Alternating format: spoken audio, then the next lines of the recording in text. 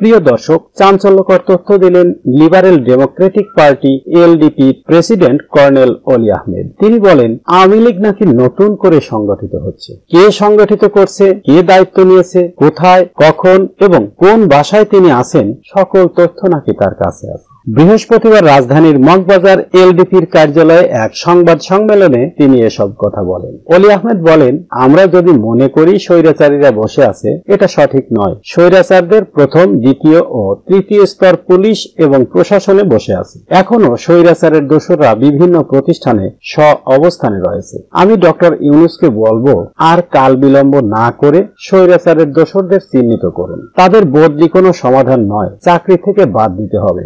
দুর্নীতির কথা উল্লেখ করে তিনি বলেন, আওয়ামী লীগের ইউনিয়ন পর্যায়ের দোসরদের কাছেও কোটি কোটি টাকা আছে। এটা শেখ হাসিনা নিজেও বলেছেন, তার পিয়নের কাছে 400 কোটি টাকা রয়েছে। গতকাল অন্তর্বর্তী সরকারের প্রধান উপদেষ্টার নেতৃত্বে বিভিন্ন রাজনৈতিক দলের বৈঠকে অংশ না নিয়ে ফিরে যাওয়ার প্রসঙ্গে অলি বলেন, যে কোনো কারণেই হোক আমরা সেখানে উপস্থিত থাকতে পারিনি, যার জন্য সরকারের একজন উপদেষ্টা দুঃখ প্রকাশ করেছেন এবং তিনি বলেছেন, আগামীতে এ ধরনের ঘটনা ঘটবে না, সুতরাং এটা নিয়ে আর কোনো কথা বলতে চাই না।